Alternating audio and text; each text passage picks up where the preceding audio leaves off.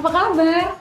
Sebentar ya, lagi di make upin dulu biar kelihatan cantik gitu loh di kamera. Ya nggak, Say? Ya, oh, diapain juga cantik sih. Ih, kamu bisa aja. Sini.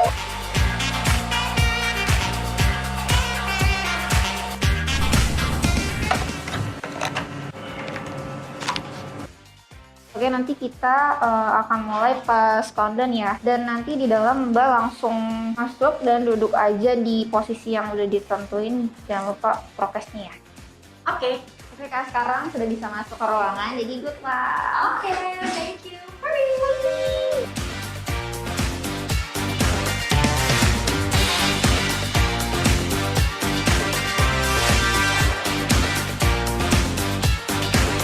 Oke, kita mulai countdown ya.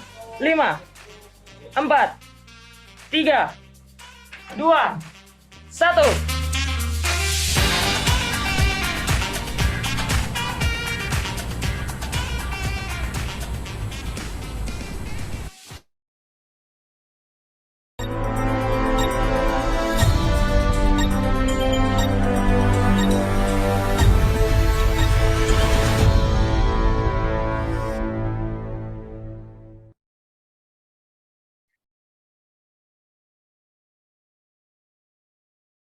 Assalamualaikum warahmatullahi wabarakatuh. Shalom, Om Swastiastu, Namo Buddhaya, salam kebajikan dan salam sejahtera untuk kita semua, serta salam sehat untuk teman-teman yang sudah boleh hadir pada malam hari ini.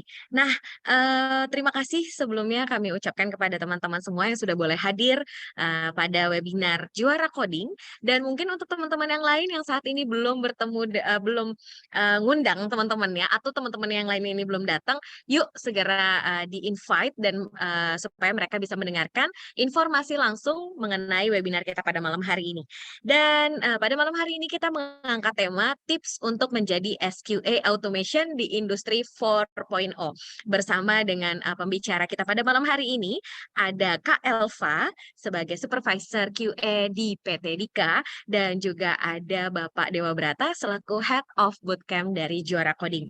Nah, untuk teman-teman yang lain juga stay tune untuk di sini, teman-teman jangan lupa untuk mendapatkan hadiah juga nantinya ya dari Juara Coding. Teman-teman nanti wajib mengikuti dari awal sampai akhir, dan kalau misalnya teman-teman nanti mau boleh juga nih ya, teman-teman bisa follow ya Instagramnya Juara Coding atau TikToknya Juara Coding, atau teman-teman bisa follow, like, dan subscribe YouTube di Juara Coding. Seperti itu teman-teman ya.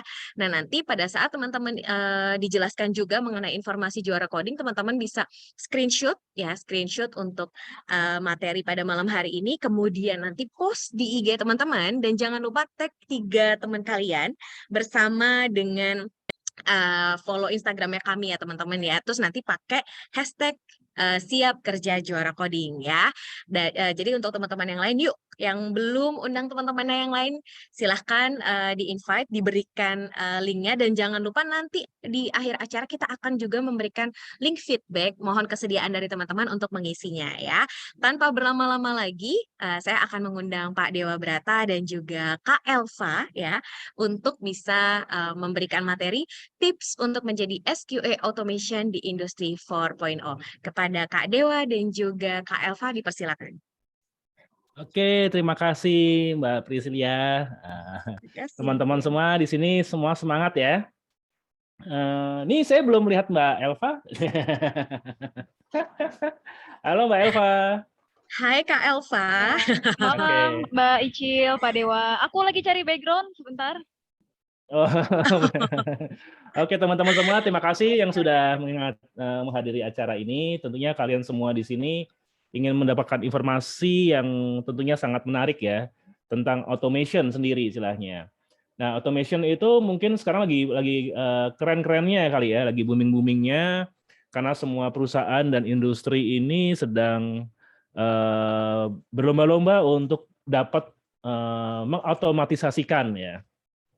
Kenapa sih kita berlomba-lomba untuk mendapat mengautomatisasikan? Karena tentunya dengan otomatisasi ini banyak benefit yang bisa kita dapat ya.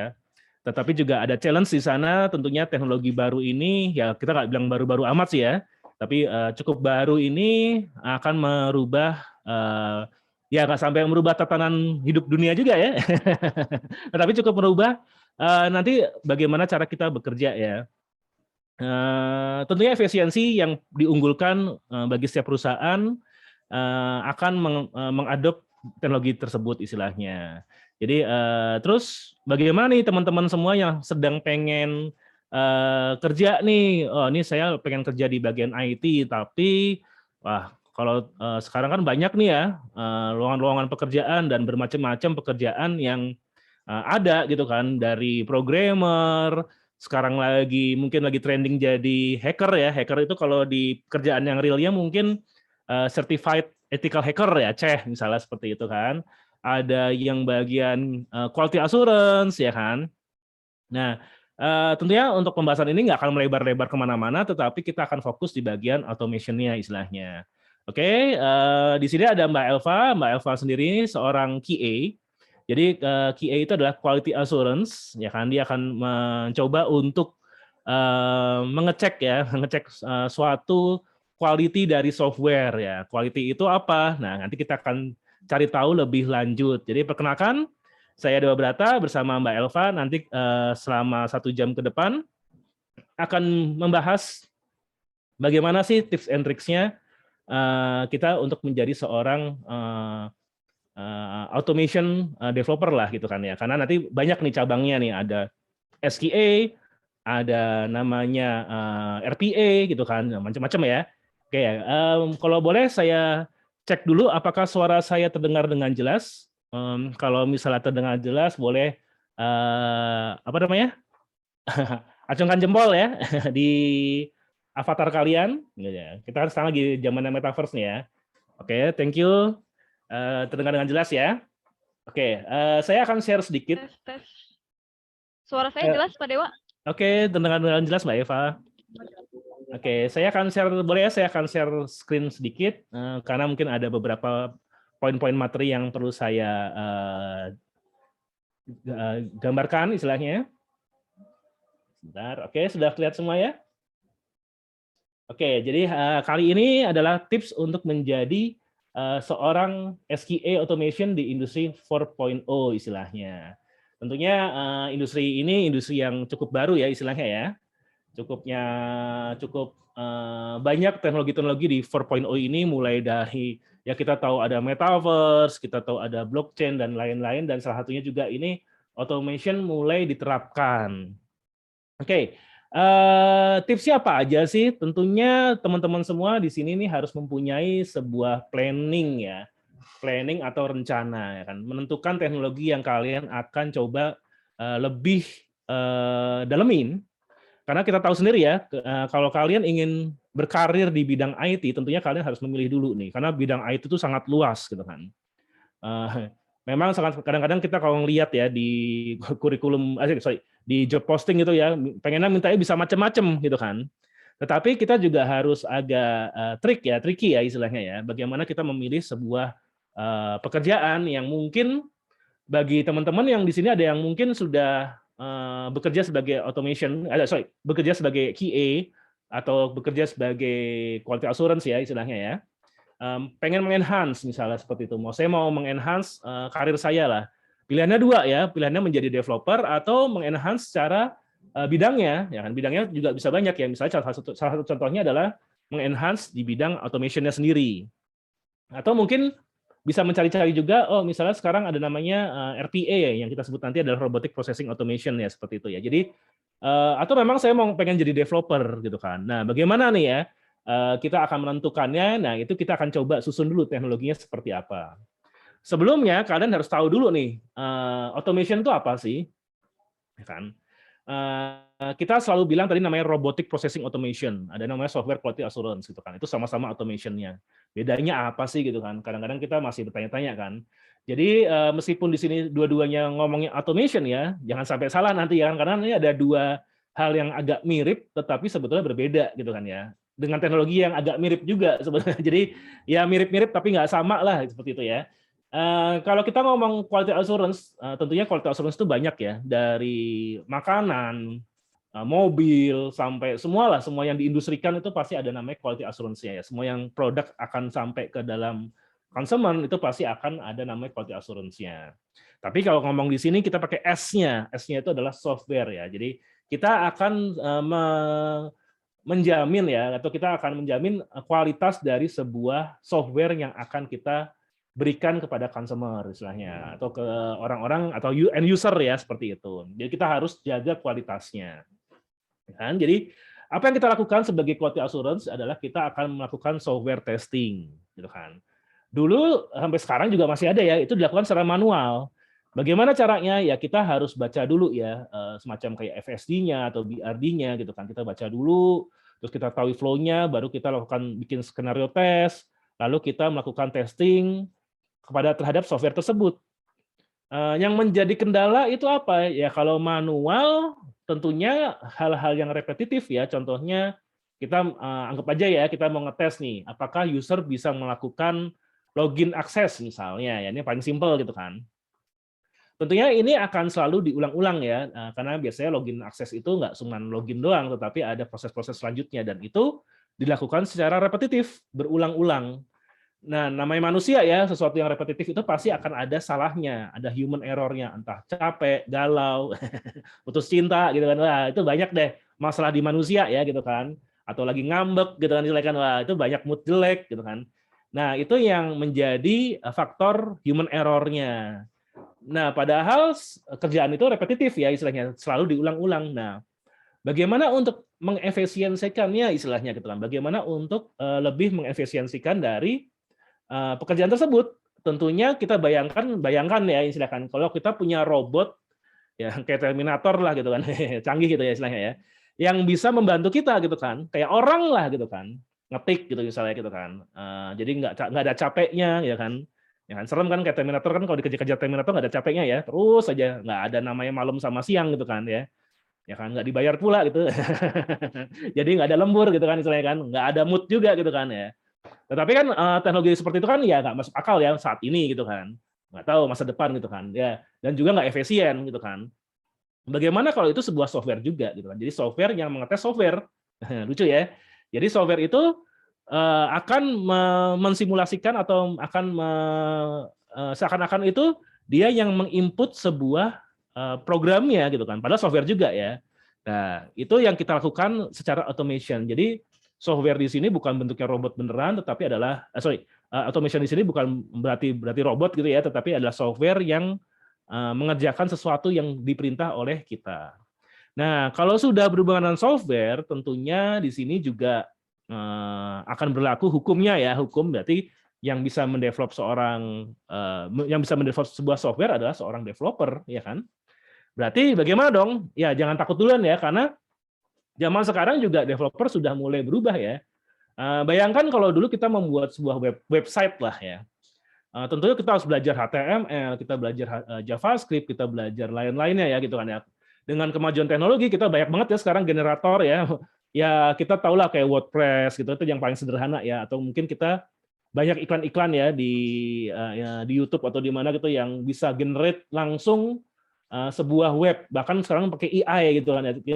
Kita ngomong mau web seperti apa, dicariin sama dia bentuk template-nya, kita langsung bisa jadiin sebuah web. Nah, tools-tools pun sekarang secara kemajuan zaman itu semakin canggih gitu kan. Jadi kalian jangan takut dulu, ya memang harus belajar secara logikanya harus belajar, tetapi bukan berarti kita sekarang programmer itu semua hardcore programmer semua ya.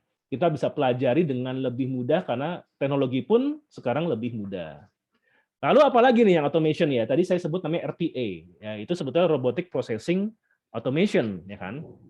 Apa sih Robotic Processing Automation itu? Jadi hampir mirip kayak tadi ya SQA, tetapi kalau SQA itu kan lebih spesifik ya, dia melakukan testing untuk pembuatan software.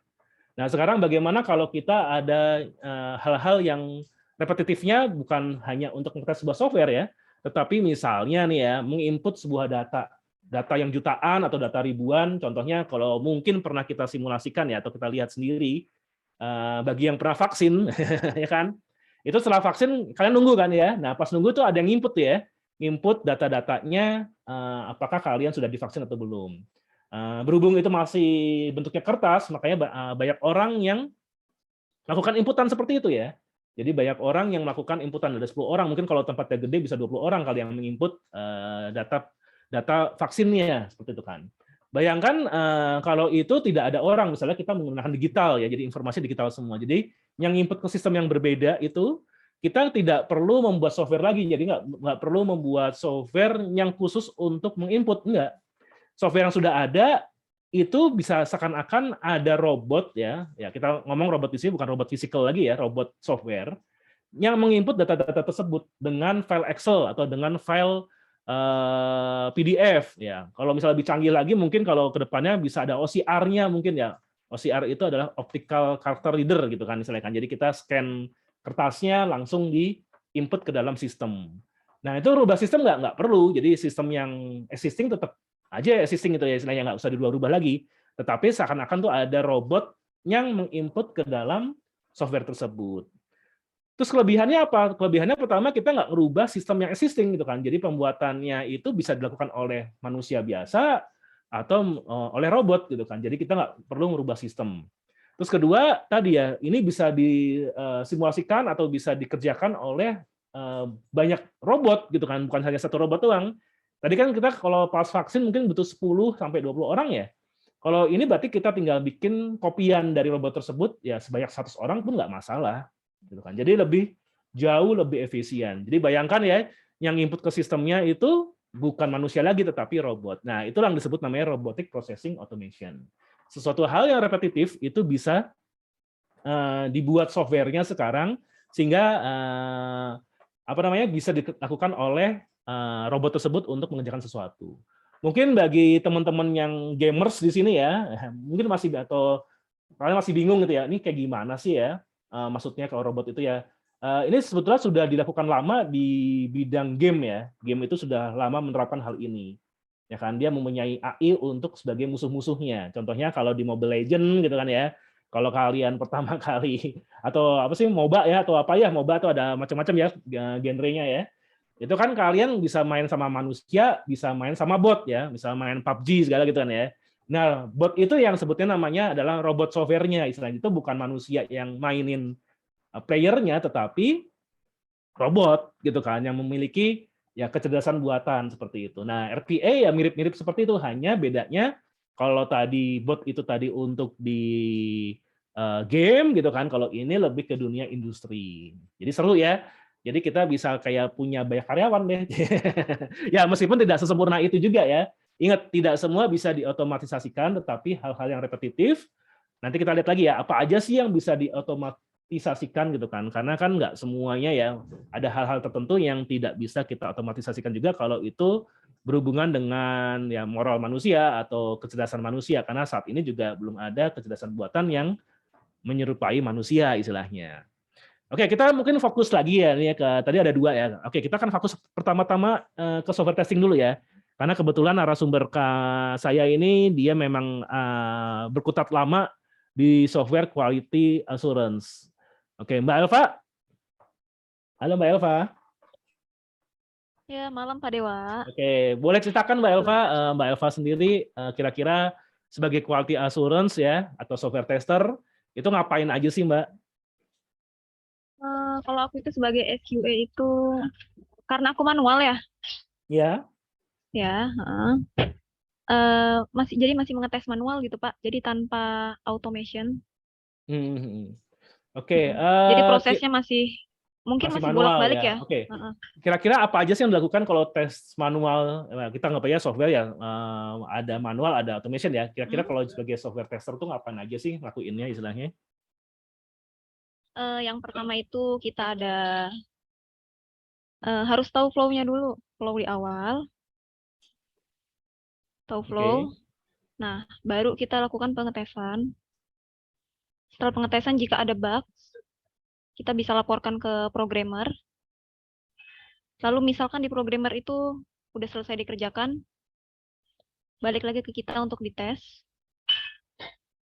Oke, ini yang menarik ya. Bolak-balik ya. Berarti kalau programmernya bolak-balik, Mbaknya ngetes terus berarti ya istilahnya ya?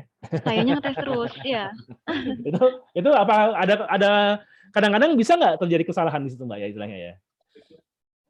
Kalau di manual itu mungkin karena ini ya, semisal kayak nggak ada buktinya gitu misal. Kelupaan gitu Misal istilahnya kurang ya. screenshot ya. Heeh. Katanya Oke. udah, kok belum gitu. Oke, jadi Mbaknya ini kita tahu ya itu ngetes sebuah software gitu kan ya, berarti ada kayak skenarionya gitu ya Mbak ya, kita bikin skenarionya terus Iya, di heeh. testing gitu istilahnya ya. Oke, Ya, siapa benar. tahu programmernya belum beres nih ngerjainnya gitu kan. Jadi Iya, ya heeh. evaluasi per komponennya, per fungsi-fungsinya gitu kan ya. Sampai detail Kira-kira ke digit-digit, Pak.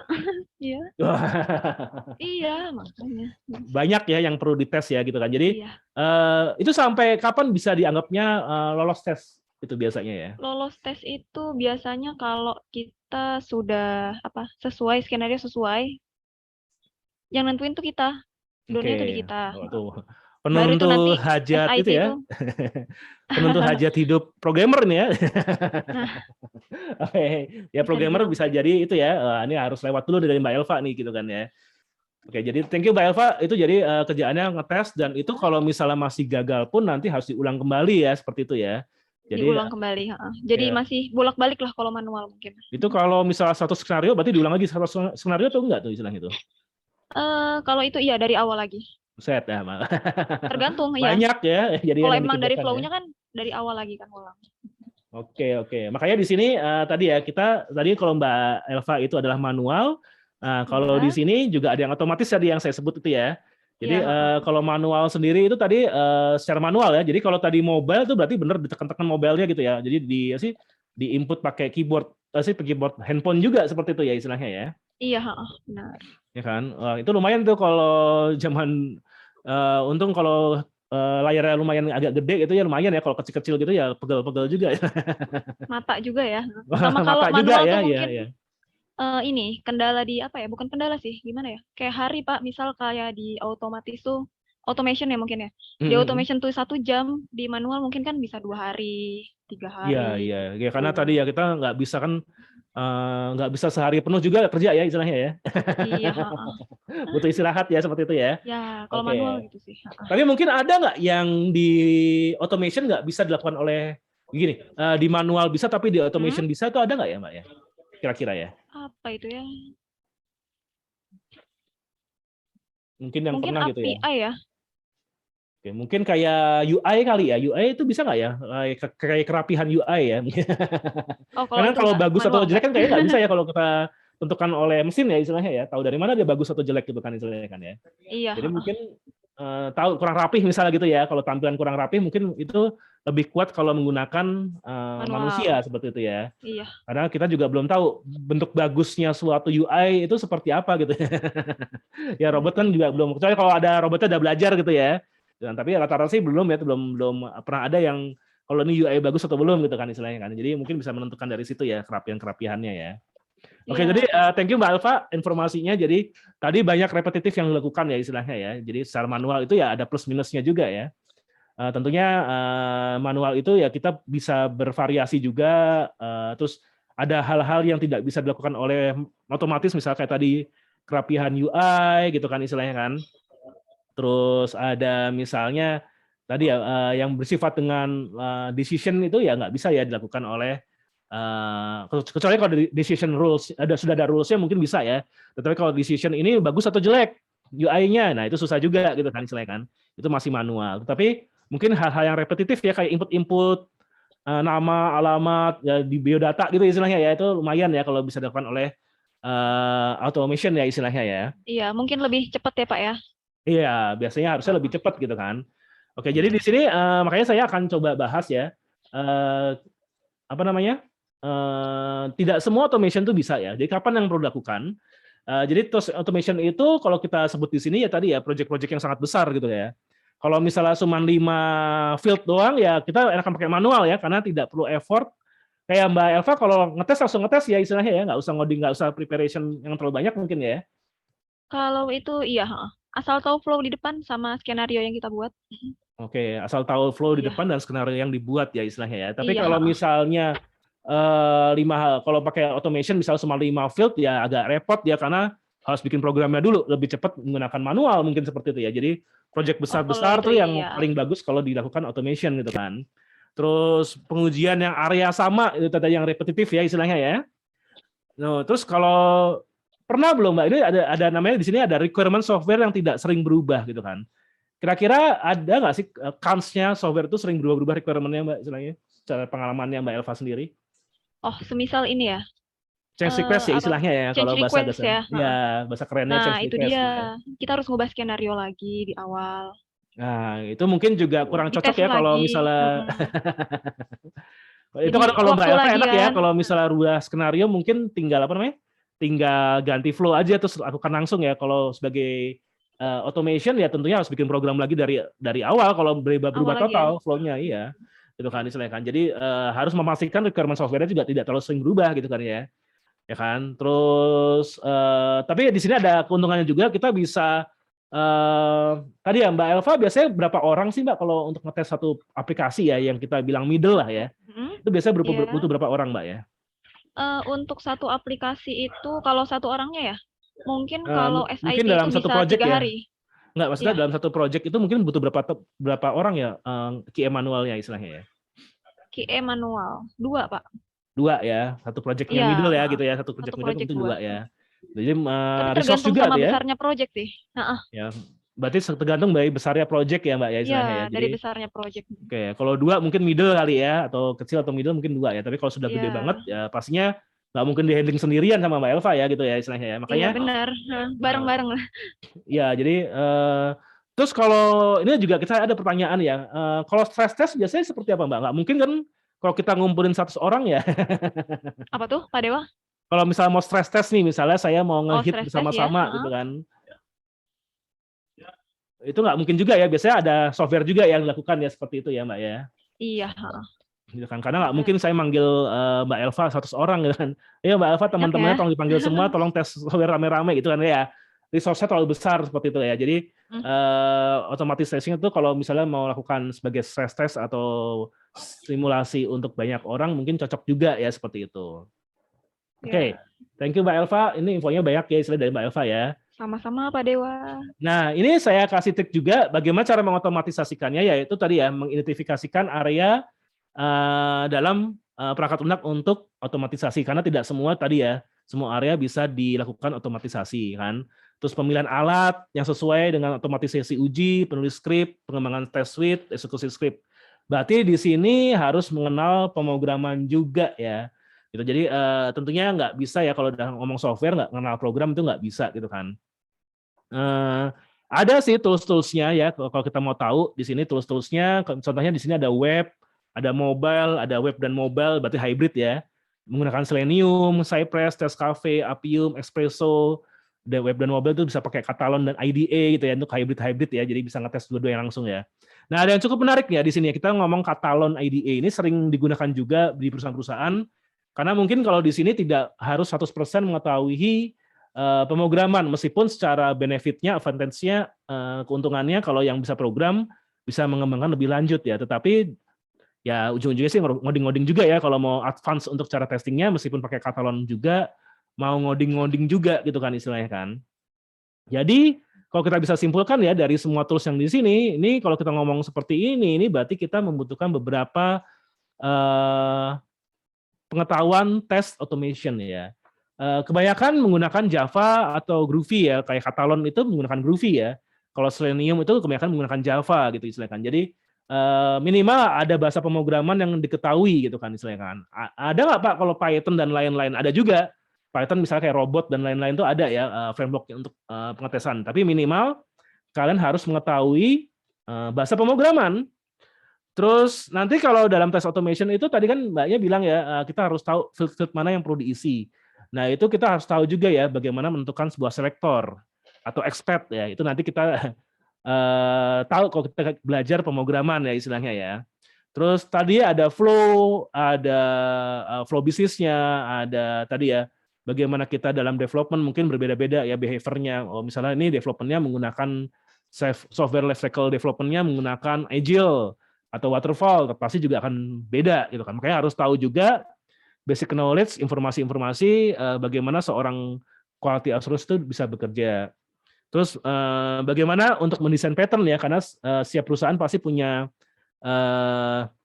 semacam khasnya atau gayanya, framework yang digunakan, aturan yang digunakan. Nah itu harus tahu juga desain pattern apa aja sih yang dipakai di quality assurance. Nah, misalnya contohnya tadi saya bilang misalnya menggunakan namanya framework ya kalau di apa namanya atau metode di dalam automation misalnya kita menggunakan namanya BDD ya business driven atau business driven ya untuk testingnya gitu kan menggunakan misalnya Cucumber gitu kan. Oke, tadi saya ngomong banyak banget nih kayak Cucumber, BDD dan lain-lainnya gitu ya istilahnya. Wah, terus kalau mau ngerti gimana ya harus belajar ya gitu kan. Itulah kenapa saya bilang seperti ini. Ini biar menjadi knowledge base kalian dulu. Ternyata seorang software tester pun kalau mau enhance itu harus ngerti development gitu kan. Itulah kenapa kita buka bootcamp ya, karena kita sadar ya bootcamp kita itu ngajarin itu juga dari basic ya, dari Java gitu kan. Kenapa dari basic? Karena harus ada logiknya dulu kan, istilahnya kan. Dari Java terus kemudian mempelajari framework-framework yang digunakan di dalam automation gitu kan. Seperti tadi kayak ada Selenium, ada Appium, ya kan ada Catalon gitu kan. Terus tadi kalau pakai RPA gimana Pak? Ada UiPath gitu kan istilahnya kan. Nah, itu tools-tools yang digunakan di software automation. Dan yang pasti tadi ya, kira-kira susah sih nggak sih kalau saya mau tanya nih ya ke Mbak Eva lagi ya. Kira-kira susah nggak sih jadi software quality assurance tuh Mbak istilahnya? Gimana ya? Dituntut harus rajin mungkin ya. Untuk rajin ya. Iya. Experience gimana Mbak? Kalau experience kira-kira berbeda nggak dari pertama kali masuk sampai sekarang yang Mbak Elva rasakan itu? Mungkin kalau Mbak Elva sekarang ada perbedaan nggak dengan pertama kali masuk itu istilahnya ya? Secara kepedeannya istilahnya untuk melakukan testing gitu istilahnya. Kalau dari awal masuk itu mungkin masih belum ini ya. Kayak untuk flow kan masih belum diberikan banget tuh. Masih belum paham banget dijelaskan lah ya. istilahnya Masih belum paham flow, nggak tahu baca apa flowchart ya mungkin. Oke ya. Oke, jadi Kalau awal-awal kan masih bingung kan kadang. bingung ya jadian ya. Ya itulah pastinya teman-teman juga yang belum pernah masuk ke developer juga atau software development gitu ya istilahnya atau ke bagian industri IT gitu ya bingung juga ya. Itulah juga kita kenapa di Juara Coding itu sendiri ya tadi ya kita adakan namanya apa namanya? Kayak semacam kerja praktek gitu kan. Karena kami tahu juga ya. Nah, kerja prakteknya nanti bisa nih dari timnya IT Dika itu membantu kalian juga untuk mengenal bagaimana menjadi seorang software tester ya. Jadi kayak benar-benar dibimbing oleh tim dari IT ya kan. Gitu kan. Jadi kalian seakan-akan mengerjakan project beneran nih istilahnya gitu kan. Jadi kalian nggak kaget lagi nanti kalau tiba-tiba kalian ngelamar terus kalian bekerja, saya suruh ngapain ya istilahnya kan kayak Mbak Eva pertama ya masih bingung nih flowchart segala gitu kan. Penerapannya seperti apa gitu kan istilahnya. Nah, itu makanya diajarkan namanya kerja praktek. Jadi tentunya ya apa sih benefitnya dengan bootcamp itu ya tadi ya ada namanya tadi kita tahu harus belajar yang poin-poin yang paling penting di mana gitu kan. Terus belajar apa namanya? Juga ada prakteknya gitu kan. Jadi kita nggak grogi lagi lah ke depannya seperti itu istilahnya. Gitu. Jadi ada semacam kerja praktek ya. Jadi teman-teman di sini bisa tahu project-project di IT seperti apa, terus kita solvingnya seperti apa. Oke ya, jadi cukup menarik ya. Oke, selanjutnya nih ada RPA ya. Mungkin kalau teman-teman semuanya di sini masih bingung RPA itu apa ya. Jadi mirip-mirip seperti tadi quality assurance ya, tetapi RPA di sini lebih ke robotic processing automation yang tadi saya bilang bot gitu ya. Gitu kan. Dipelajarin juga nggak di Juara Coding ya dipelajari juga ya. Jadi selain dari automation tentunya kita bekali juga dengan namanya RPA ini karena sama-sama automation-nya ya. Jadi di RPA ini ya tadi ya sebuah software yang bisa meniru tindakan manusia gitu kan. Terus dia juga bisa berjalan hampir di semua aplikasi gitu kan. Kenapa bisa berjalan di aplikasi ya karena dia bot gitu kan. Dia seakan-akan seperti manusia gitu kan ya. Terus bisa melakukan data dan melakukan aksi pada form. Form ini bisa berbentuk web, application desktop, mobile dan lain-lainnya ya. Terus tidak ada istirahat. Ini paling menyeramkan nih. Ini paling serem nih kalau ini job desk ya. Ini saya udah langsung mundur gitu ya kalau nggak ada istirahat ya. Ya, tapi namanya robot ya. Robot pasti nggak akan ada istirahatnya gitu kan. Jadi kita bisa lakukan. Kira-kira Mbak Elva kalau suruh kerja 24 jam bisa nggak Mbak Elva? Aduh, kapan tidurnya ya? Manusia butuh tidur ya, butuh istirahat ya gitu kan ya. Iya dong. Oke, jadi ini yang menyeramkan dari RPA ya tadi ya kalau kita sudah mainnya robot ya tadi ya nggak ada istirahatnya. Terus bisa diimplementasikan pada skala aplikasi apapun ya, yang besar maupun yang kecil istilahnya. Oke ya. Nah ini tools-toolsnya, memang penasaran apa aja sih RPA toolsnya ya, kita banyak ya tools-toolsnya kayak Blueprints, Edge First Limit, ada Hype System, ada UiPath, ada Function ya. Kebetulan yang open source dan bisa digunakan secara gratisan dan ada berbayar juga ya. Itu yang kita pakai nanti kita ajarkan adalah UiPath-nya ya. UiPath itu yang kita akan ajarkan gitu kan. Pertama dia open platform, kemudian dia mudah digunakan dan cukup banyak fiturnya dan dia bisa ada free-nya lah gitu kan. Ya untuk belajar yang free dulu ya. Oke. Jadi UiPath itu bisa ngapain aja ya tadi ya, semua yang dilakukan RPA definisinya sudah bisa dilakukan oleh UiPath semua, seperti membuka email, attachment, login, ya kan, copy paste ya, semua ya, ini hampir semua yang dilakukan di komputer administratif bisa dilakukan oleh UiPath semua gitu kan. Contohnya, contohnya itu case study-nya itu misalnya proses penggajian atau payroll ya istilahnya ya. Itu kan contohnya di sini kan aku kan rutinitas nih ya. Misalnya ada suatu perusahaan yang membutuhkan yang biasanya manual nih dari bulan ke bulan dilakukan untuk melakukan payroll gitu kan ya. Sistemnya pakai Excel, ada sistem juga tetapi mungkin tidak terhubung dengan data ya. Maksudnya data di sini data inputan ya. Misalnya data inputannya Excel, kita sudah punya data master juga tetapi harus masuk ke dalam sistem dulu. Jadi masih perlu admin yang menginput data dari Excel ya, dari misalnya kita perusahaan retail lah ya gitu ya. Dari kios-kiosnya kita ambil semua dari Excel-nya, terus biasanya admin yang inputin tuh, ya kan? Ya kan, terus absensinya, terus apanya gitu kan, semua karyawan-karyawan yang ada di semua penjuru itu kita rekap gitu kan istilahnya kan ya. Nah, itu biasa admin yang melakukan. Nah, di sini RPA ini bertindaknya itu pertama adalah tadi ya, dia tidak perlu menghapus Excel-nya, dia tidak perlu merubah atau merubah program yang sudah jadinya, enggak. Kita bikinin aja nih, jadi kita baca dari Excel gitu kan, terus kita bikin rumusannya, formulanya langsung, terus kita kasih hasilnya ke masternya ya, ke sistem yang sudah ada tadi gitu kan. Jadi ini benar-benar menggantikan sebuah admin ya, yang mungkin butuh 5 admin inputter, ini bisa digantikan oleh satu RPA, selama tadi ya pekerjaannya adalah repetitif. Jadi di sini pastinya tidak akan salah hitung selama rumusnya benar gitu kan.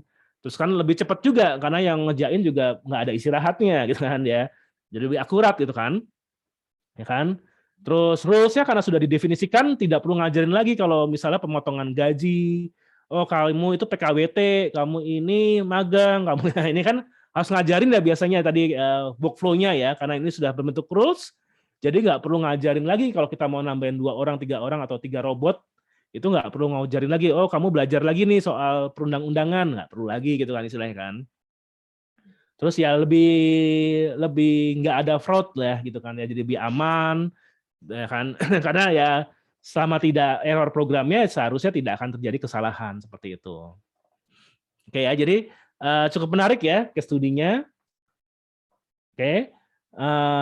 Apa aja sih ya, kayak scraping data bisa, connect ke sistem API juga bisa, kalkulasi juga bisa gitu kan ya. Jadi hampir semuanya lah ya bisa dilakukan di UiPath juga seperti itu. Ada follow if then else-nya juga ada ya, query programming seperti itu kan. Oke ya, jadi ini contoh-contohnya yang bisa diotomatisasi dengan RPA ya. Semua yang manual hampir sama ya kayak SQA ya. Bedanya di sini ya sama sih sebetulnya ya, tapi bedanya tadi untuk melakukan kalau di sini lebih ke pekerjaan sehari-hari, kalau tadi fokus ke software testing. Oke. Terus beberapa yang bisa diotomatisasi ya seperti ini, ada HR service, supply chain, IT service, financing, accounting, customer service ya kan. Terus benefitnya apa nih? Ya ini paling suka nih kalau perusahaan-perusahaan ya. Increase efficiency ya kan, ensure compliance ya kan. Jadi efisiensi pasti akan meningkat. Compliance ya akan meningkat juga. Jadi pasti compliance itu semua peraturan-peraturan perusahaan ya kan, kayak tadi ya, undang-undang dan lain-lainnya ya, rule-rule-nya itu pasti akan diturutin semua, nggak ada yang terlewat, nggak ada yang terlupa gitu kan. Terus security ya karena tadi tidak akan ada fraud ya, karena itu robot tidak punya emosi dan tidak berpikiran nakal ya, pasti akan lebih maju. Dan ini zaman sekarang apakah bisa ditambahkan dengan decision dengan AI gitu ya, bisa aja.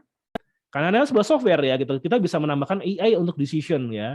Misalnya untuk approval gitu kan, kita pakai kita fit dengan data yang sudah diolah gitu kan, yang sudah di enable AI-nya gitu kan, itu bisa menjadi tersistemnya itu terintegrasi. Contohnya banyak sekarang ya kayak approval pinjol ya, pinjaman online gitu ya. Itu sudah menggunakan AI semua, data semua yang dipakai sama dia ya. Tidak ada namanya orang yang apa sih mengapprove lagi gitu kan ya, pakai manual ya. Kenapa? Karena SLA ya kan, service level agreement-nya dia bisa lebih cepat, lebih pemenangnya seperti itu kan. 1 detik cair, weh mantep dah. Ngutang aja terus gitu kan jadinya. Jadi terus kemudian karena tadi SLA tinggi, bagus, cepat gitu kan, pasti secara customer juga pasti akan meningkat, ya kan? Dan semua governance bisa di-apply, maksudnya semua peraturan-peraturan, kebijakan-kebijakan itu bisa di-apply juga istilahnya. Oke ya. Di sini ada tips-tipsnya untuk menekan teknologi RPA ya tadi ya, harus memilih perangkat lunak RPA yang menyediakan fungsi berbasis kecerdasan buatan ya kan. UiPath bisa nggak? UiPath bisa juga, tetapi yang berbayar ya. Tapi bisa gitu kan ya. Ada harga ada rupa lah gitu kan ya. Terus mulailah dengan menginstal perangkat lunak yang sederhana dan ini untuk latihan ya biasanya. Jadi yang sederhana dulu kita coba gitu kan ya. Terus yang mudah diterapkan dan implementasikan mungkin bagi teman-teman yang belum mahir banget programmingnya ya cocok pakai tools-tools gitu kan. Yang penting tahu dulu behaviornya seperti apa, ya kan. Terus bisa berjalan hampir di semua OS, ada di semua OS, ada di Mac, ada di Linux dan ada di Windows misalnya seperti itu. Itu harus dipilih sama kalian. Oke. Waktunya ada berapa menit lagi ya? Cukup nggak ya untuk saya demo ya? Mungkin saya butuh demo sedikit ya, 15 menit mungkin ya. Saya akan tunjukkan sedikit tentang katalon mungkin ya. Mungkin saya kasih 15 menit untuk membentukkan katalon. Sebentar ya, saya akan coba stop dulu sharingnya.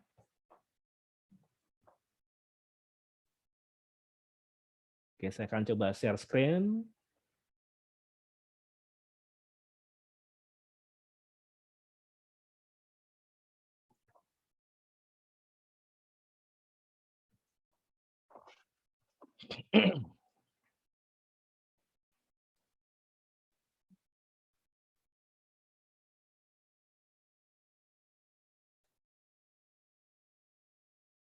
Oke teman-teman, di sini kita sudah membuka halaman web katalonnya. Bagi teman-teman yang belum mempunyai aplikasi Katalon, bisa membuka di katalon.com, terus kalian boleh ya untuk mendownloadnya aplikasinya. Jadi jangan sampai salah mendownloadnya, karena Katalon ini sendiri ada dua, ada yang versi berbayar, ada yang versi gratisnya ya. Untuk versi yang berbayar itu yang menggunakan Cloud.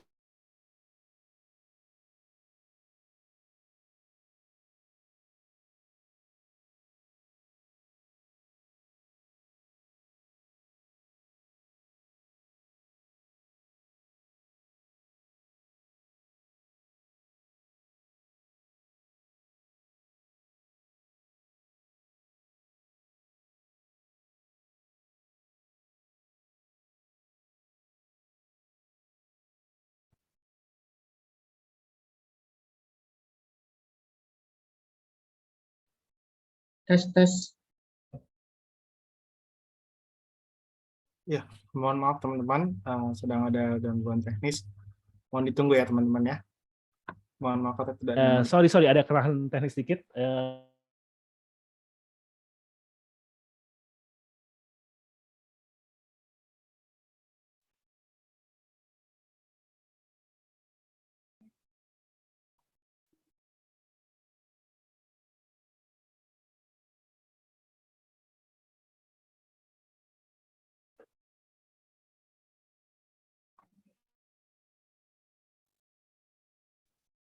Ditunggu ya teman-teman ya.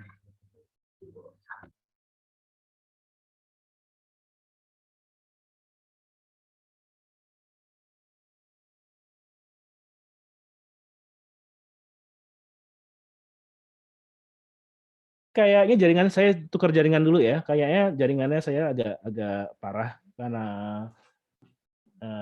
kebetulan saya di kota Bogor, jadi jaringannya lagi badai di sini. Oke, sebentar saya ganti jaringan dulu ya. Maaf.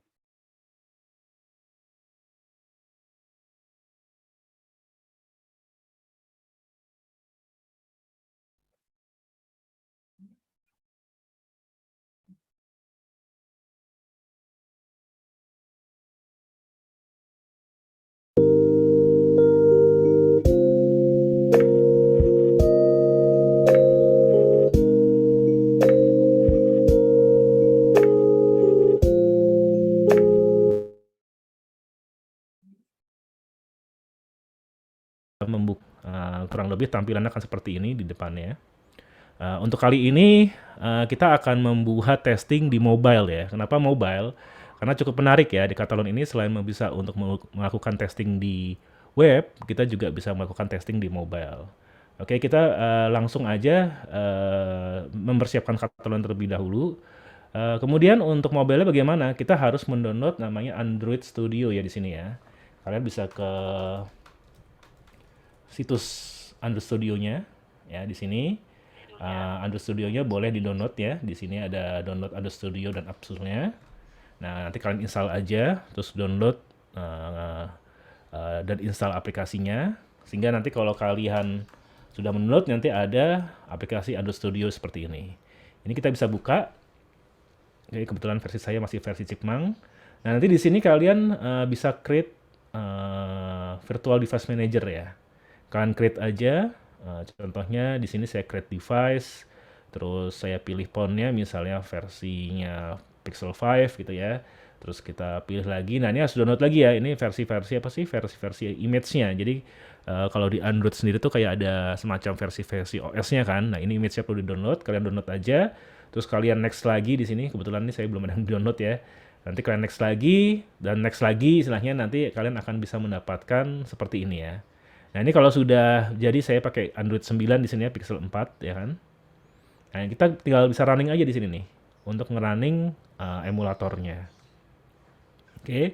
Di sini setelah bisa run emulatornya dan mempunyai Katalonnya, ada satu hal lagi yang perlu diinstal ketika kalian menggunakan Katalon Studio untuk testing atau menggunakan automation testing di mobile ya, yaitu satu lagi adalah Appium. Nah, Appium ini versi versi testingnya dari seperti Selenium, tetapi ini khusus untuk mobile. Nah, ini silahkan di-download juga. Nanti kalian bentuknya adalah tinggal diekstrak aja ya. Nanti bentuknya juga IDE juga, tetapi yang kita gunakan ini sebetulnya servernya. Jadi server ini bisa kita lewat dari Node.js juga bisa ya. Jadi pakai npm bisa, atau kita download secara UI-nya. Oke. Setelah kalian mendownload Appium dan menginstalnya, nanti kalian akan menemukan aplikasi Appium ya. Kita coba lihat di sini. Nah, Appium Server GUI sini, Graphic User Interface ya. Ini saya pakai versi Windows ya. Nanti kalian juga bisa menggunakan versi yang lain, nggak apa-apa. Nah, hostnya ini boleh kita ganti ya menjadi localhost kita, yaitu 127.0.0.1. Oke. Di sini juga boleh dengan defaultnya aja dulu, nggak apa-apa. Kita bisa bikin start server di sini. Oke. Sebetulnya ini sudah jalan ya, Appium REST-nya di sini sudah jalan. Jadi kita nanti bisa gunakan ya istilahnya di sini ya. Oke.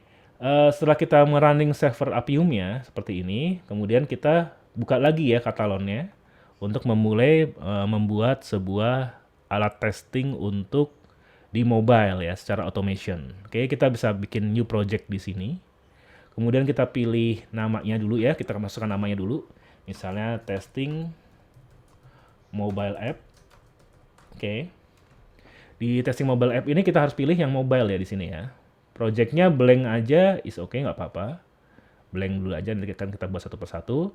Kemudian kita akan tentukan lokasinya di mana, istilahnya di drive kita ya, misalnya di kita bikin satu tempat ya di sini misalnya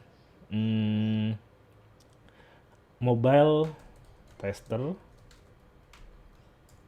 Oke ya, saya akan dikasih project di sini. Oke, di sini kita bisa langsung oke aja, nanti akan ngebuka sebuah project baru ya di sini. Oke, di sini dia melakukan konfigurasi terlebih dahulu, mungkin sekitar 1 sampai 2 menit. Oke, sudah terbuka. Seperti biasa, di Katalon Studio memiliki banyak sekali utilitasnya ya. Di sini contohnya ada semacam control bar-nya di sini ya. Di sini kita bisa lihat ya, ini ada untuk terhubung sama Git juga, terhubung sama untuk testing web ya, untuk kita melihat webnya, record webnya juga, makronya ya. Terus ada untuk Spy Mobile-nya, kita pengen tahu elemen-elemen yang ada di mobile bisa pakai Spy Mobile ini. Mirip seperti yang Spy Web di sini, tapi ini hanya untuk mobile dan ini untuk web. Terus kita juga bisa merekam langkah-langkah kita pada saat pengetesan dengan menggunakan record, sama ya. Ini record mobile dan ini untuk record web. Di sini juga ada untuk aplikasi desktop ya, aplikasi exe atau aplikasi yang ibaratnya ada di Windows kalian, ya kan? Dan di sini juga bisa menggunakan sama ya. Jadi ada 3 tools yang digunakan di sini. Nah, di sini kita bisa menggunakan mencoba dengan menggunakan namanya Android device ya. Di sini kita klik ya Android device. Oke. Nah, nanti di emulatornya ini akan terlihat ya seperti ini, ya kan? Kalau kita punya aplikasinya bisa sekalian langsung diinstalkan juga di browse di sini ya. Kalau misalnya nggak ada, ya berarti nanti kita harus definisikan di langkah-langkahnya. Nah, di sini bisa menggunakan application file atau application ID. Kalau punya file tadi saya bilang ya APK-nya. APK itu semacam file yang bisa diinstal di Android-nya.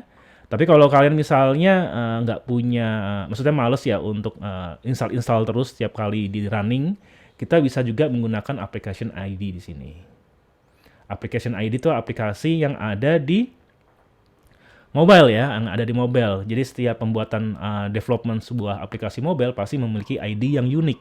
Nah, itu yang perlu kita cari ya. Nanti saya ajarkan bagaimana mencari unique application ID-nya pada aplikasi yang kita punya.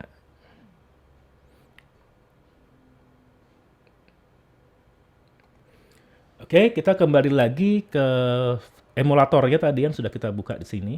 Nah, emulator itu sama seperti kita mempunyai aplikasi Android sendiri. Nah, emulator ini juga bisa kita gantikan dengan menggunakan handphone sendiri ya, tetapi tentunya nanti ada cara-caranya yang cukup panjang kalau ingin menggunakan handphone sendiri gitu kan. Nanti kita bisa pelajari di bootcamp-nya ya, karena waktunya lebih luas. Di sini kita akan menginstal beberapa aplikasi ya. Contohnya di sini saya sudah ada aplikasi untuk kontak ya, kontak diary. Nah, ini sebetulnya aplikasi contoh aja. Di sini kita bisa membuat sebuah event atau new kontak ya istilahnya ya, aplikasi untuk insert update delete aja sebetulnya gitu kan, yang ada di mobile. Nah, aplikasi ini akan kita pakai untuk menggunakan nanti kita Catalan untuk mentesting, mensimulasikan, menginput apakah input yang dipakai sudah benar atau belum. Oke, sama satu lagi tadi ada soal masalah application ID. Bagaimana kita bisa menemukan application ID? Kita bisa menggunakan namanya APK Info ya. Ini dapatnya dari mana? APK Info ini kita bisa cari di Google Play Store. Oke, di sini kebetulan di emulatornya juga ada Google Play Store-nya ya. Kalau kalian linkkan dengan user account kalian, kita ketikin aja app info di sini. Nanti kalian bisa download ya. Ya, APK Info ini. Nah, ini saya sudah install ya. Kalau kalian belum install, nanti kalian bisa install aja gitu kan ya, atau update di sini seperti itu. Nah, nanti dia akan menginstal, nanti akan ada di handphone kalian dan kalian bisa buka. Oke, sudah terinstall, nanti sudah menginstal, nanti kita buka ya biar kita bisa mengetahui application ID. Tadi nama aplikasi yang kita gunakan adalah Contact Diary ya, nanti kita akan cari di APK Info ini. Oke, kita akan open di sini.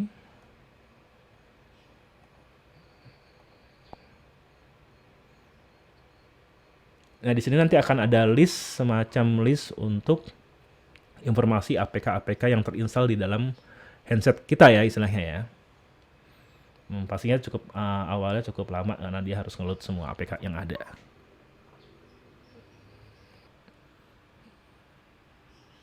Oke, di sini sedang meload aplikasi yang ada ya.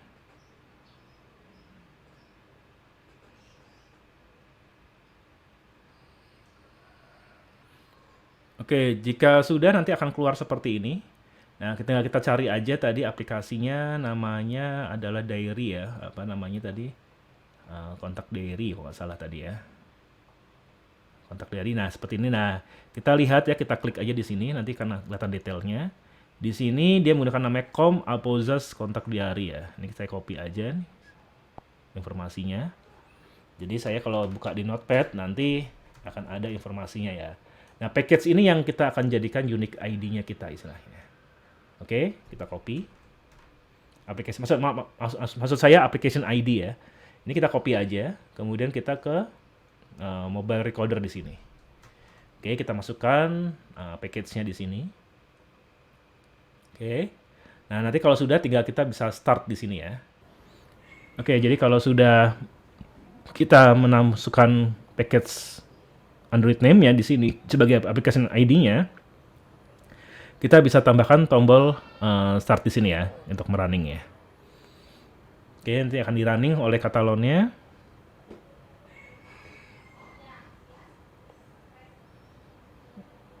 Oke ya, di sini kita akan coba lakukan tab ya. Kita lihat di sini ada objek lokatornya ya. Objek lokator itu adalah yang menentukan di mana posisi yang bisa kita tabnya sebagai objek-objek kelasnya ya. Oke, kita lihat di sini ada banyak. Kita lihat di sini, kita coba lihat satu persatu ya. Nah, ini kita ada highlight-nya di sini. Nah, ini yang pertama kali kita akan tekan ya. Nah, kalau biasanya kalau di web kita menekan itu tinggal klik-klik aja. Nah, kalau di sini agak berbeda. Kita harus pilih widget yang mana, kemudian kita lakukan tab di sini. Ya kan, untuk nge-tap itu berarti tab. Kalau tab hold itu berarti ditekan dan terus misalkan. Itu biasa untuk nge-swipe itu bisa pakai tap and hold dengan koordinat atau lakukan dengan swipe ya. Tapi kalau untuk tap sekali gunakan kata tab di sini ya. Nah, kita pilih dulu di sini, kemudian kita pilih tab. Oke, nanti akan berubah seperti ini tampilannya. Nah, kita akan pilih ya event yang mana istilah yang paling mendekati ya. Oke. Kita coba di sini karena ini tidak ada UI-nya ya, maksudnya nggak kelihatan di sini, saya bingung juga nih mau ngambil dari mana gitu kan. Kita bisa mengira-ngira dengan location-nya ya. Contohnya di sini kita lihat di capture object-nya di sini. Berapa sih value-nya dia? Kita gedein ya. Berapa sih value-nya dia untuk koordinat X dan Y-nya? Nah, di sini kan ada 1950.882 ya. Ini coba kita turunkan ya, jadi 690 coba ya. Tapi caranya bagaimana? Kalau kita mau pakai koordinat, kita bisa tambahkan action di sini, mobile action, mobile keyword, ya kan? Kita pilih namanya tab with koordinat ya istilahnya ya, atau tab out position. Oke. Di sini objeknya 0 aja. Di sini saya tambahkan misalnya 690 dengan koordinat tadi ya 1580 misalnya 1590 ya. Oke. Oke ya, kita akan tab position seperti ini. Ya, kita stop dulu aja ya, kita stop dulu, kita save dulu. Kita lihat apakah sudah benar atau belum. Kemudian kita save script di sini ya sebagai objek repository di sini. Oke. Nah, di sini misalnya test mobile. Oke. Nah, di sini kita sudah ada makronya ya. Nah, kita benar kita atau enggaknya kita coba dulu, kita akan running di sini ya. Kita lihat akan running di sini apakah sudah benar ngetapnya posisinya. Karena ini ada beberapa hal yang image-nya itu ibarat button-nya itu tersembunyi dalam satu kontainer lagi ya, dan itu nggak dikasih ID istilahnya kan. Oke, sorry di sini ada error. Oke, null pointer exception di bagian start accession ya di sini ya. Oke, nggak apa-apa.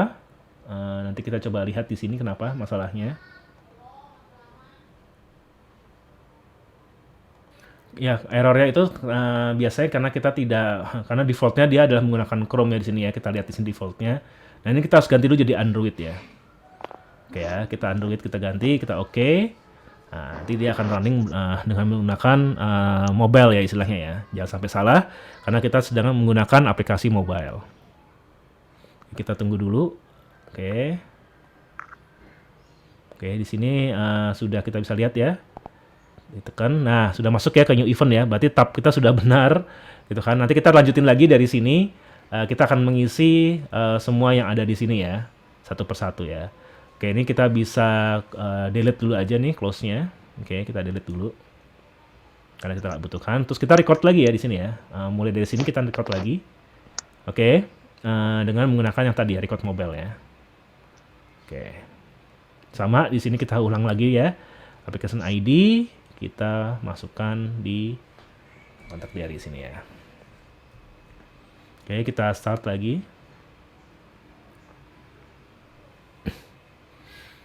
Ini kita ngulang lagi ya, karena tadi kan kita harus memastikan dulu apakah yang kita tap itu sudah benar atau belum istilahnya.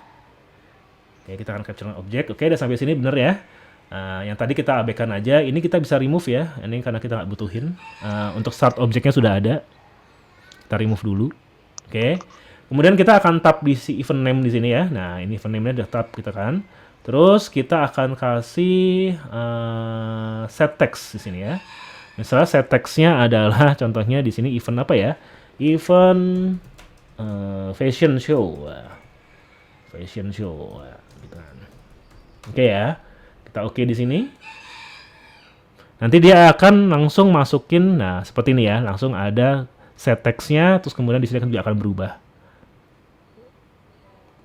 Lalu kita akan lanjutkan lagi ya ke place-nya ini, kita klik lagi place-nya di sini. Contohnya saya set text lagi di sini. Oke, saya masukin misalnya Citayam. Lagi ngetren nih sekarang ya, fashion show di Citayam ya. Oke. Nanti dia akan otomatis masuk lagi ke Citayam sini, oke, place-nya. Kemudian, oke, kita tambahkan companions ya di sini ya. Companions-nya misalnya Fashion Factory misalnya ya. Kita set text lagi. Fashion Factory. Oke, Fashion Factory, oke. Oke, terus kita akan kasih telepon sekarang. Misalnya asal aja ya di sini ya. Kita kasih telepon asal aja. Terus kemudian saya pilih indoor di sini, kemudian saya akan tap. Atau outdoor di sini ya, terserah ya, kita outdoor sini juga kita tap ya, karena kan ini bisa kita tap aja ya. Terus yang untuk select gimana? Kita bisa pilih selectnya, kemudian kita tap. Ya kan, kita pilih yang di sini nih. Terus kita tap. Oke, nanti dia akan checklist. Terus kemudian kita akan pilih oke di sini, kita akan tap juga. Caranya seperti itu ya jadian ya. Dan terakhir adalah notes-nya, boleh kita tulis di sini ya, notes-nya misalnya tes aja gitu kan, kita set text tes aja. Oke ya, kita kasih itu seperti ini. Oke. Kemudian kita saya gedein sedikit ya. Kita pilih yang image button di sini. Ya, kalau kita bisa lihat dari sini nih image button ya. Oke. Ini kita akan tap juga istilahnya ya. Nah, nanti kalau sudah akan muncul ke halaman utama dan dia akan ada tulisan event fashion show-nya di sini. Sama seperti kita cek ya. Oke, sama seperti ini ya. Nah, ini boleh ya. Kita stop dan kita save script di sini ya. Ya, sebagai objek lebih baru nggak apa-apa. Oke. Nah, kita masukin aja ke append to test case yang di sini ya. Ya kan? Append to test case atau override test case. Oke, kalau nggak bisa ya, ini append-nya kebetulan harus apa sih? Harus di save dulu ya di sini ya. Kita lihat test mobile di sini. Oke, kita append ke test mobile yang di sini yang sudah ada ya. Terus kita pencet oke. Nah, close application jangan sampai salah di sini, harus kita delete dulu ya, takutnya ini nanti langsung ke close lagi aplikasinya ya. Oke ya. Oke, kita lanjutkan lagi di sini. Kita akan coba ngerunning lagi ya dari awal tapinya. Tentunya ini saya akan hapus dulu aplikasinya. Kita akan hilangkan dulu, saya delete dulu. Ya. Kita akan mulai dari awal lagi, dari start aplikasi, kemudian kita akan running menggunakan Android ya. Oke. Oke di sini. Sambil kita lihat perhatikan yang terjadi di aplikasi kita ya, yang di kontak diarinya. Apakah sudah berjalan dengan benar atau tidak? Ya, kita lihat di sini dia buka aplikasi baru, dia tekan, oke, masukin, oke, fashion show, place, oke, company-nya, phone-nya, kemudian indoor atau outdoor tadi ya, kita klik. Nah, ini sudah di automation semua sama si katalonnya ya. Nah, sampai di terakhir ada di sini seperti itu. Oke, ini jadi contohnya untuk membuat automation dalam mobile ya. Jadi cukup sederhana sebetulnya, tetapi cukup merepotkan karena dia harus manual tab-tabnya ya. Berbeda kayak kita menggunakan web ya. Kalau web itu kita langsung aja ketik di webnya itu langsung ke-record semua. Tapi kalau mobile caranya seperti ini ya.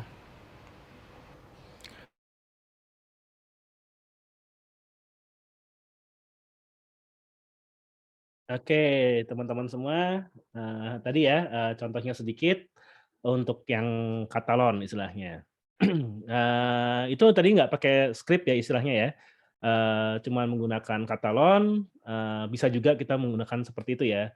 Tapi tentunya tadi ya, ini kalau kita mau meng-enhance gimana, ya tetap harus mengetahui soal masalah pengkodingan itu seperti apa. Oke, mungkin dari Mbak Elva sendiri. Halo Mbak Elva.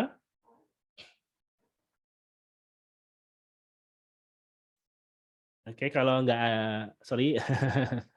Oke, Mbak Elva sendiri pernah pakai Catalan belum istilahnya ya? Jadi Aku belum pernah pakai, Pak Dewa. nanti kalau di Jura Coding itu nanti diajarin semua ya. Jadi semuanya Ya. bahkan bukan hanya Catalonnya tetapi ada kayak apa namanya basic-basicnya, bahkan bikin yang manualnya pun bisa ya. Dalam arti manual di sini membuat program manual ya menggunakan Selenium dan lain-lain seperti itu. Jadi banyak yang bisa dipelajari di sini dan ini sangat cukup menarik ya. Semua tadi tesnya dilakukan oleh automation. Terus nggak butuh tadi langsung kita juga bisa demoin tadi nggak semua harus diklik-klik manual lagi untuk input-inputnya. Mau diulang-ulang 100 kali pun nggak akan pegel gitu ya, tinggal di looping aja di programnya seperti itu. Oke, mungkin dari Mbak Elva mungkin ada tips-tips lain buat teman-teman semua yang di sini untuk menjadi seorang QA itu gimana sih Mbak Elva gitu? Silakan kalau Mbak Elva Kalau ada nih menurut ya. aku, kalau menurut aku ya harus rajin. Yang pertama, yang kedua teliti. Karena kan setiap case itu kan harus di input ya mungkin ya untuk yang automation ya. Oke. Untuk codingannya juga dicek. Itu aja sih Pak Dewa. Oke, harus rajin dan teliti ya. Ya. Ya kan? Jadi tentu ya semua orang juga belajar harus rajin dan teliti gitu. Oke, thank you banget Mbak Elva buat insight-insight-nya. Bagi teman-teman mungkin ada info-info juga nanti dari teman-teman di sini juga dari Mas Reski. Karena kita tadi ya jujur aja kebutuhan ini sangat sedang dibutuhkan banyak banget oleh perusahaan-perusahaan.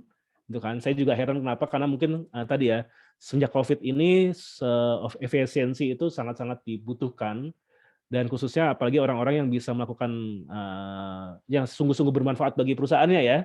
Khususnya di efisiensinya itu tentunya pasti akan dicari-cari gitu kan. Jadi nggak ada salahnya dan kira-kira untuk belajar kayak ginian mahal nggak sih? Nanti akan dijelaskan oleh Mas Reski ya. Mungkin kalau dari saya itu dulu buat teman-temannya, nanti kita akan ada sesi tanya jawab juga, boleh? Saya kembalikan lagi ke Mbak Icil. Thank you. Oke, thank you Pak Dewa untuk materinya bersama dengan Kak Elva yang tadi sudah boleh sharing nih ya tadi tips-tipsnya. Nah, saat ini teman-teman kita juga akan mendengarkan informasi terkait dengan Juara Coding kepada Kak Reski. Dipersilakan untuk menyampaikan informasinya. Oke, terima kasih Kak Icil atas waktunya ya gitu ya. Terima kasih juga Kak Dewa ya, Kak Dewa dan Kak Elva ya udah seputar SQE dan RPA udah jelas banget semuanya nih teman-teman. Apa kabar nih teman-teman semuanya baik?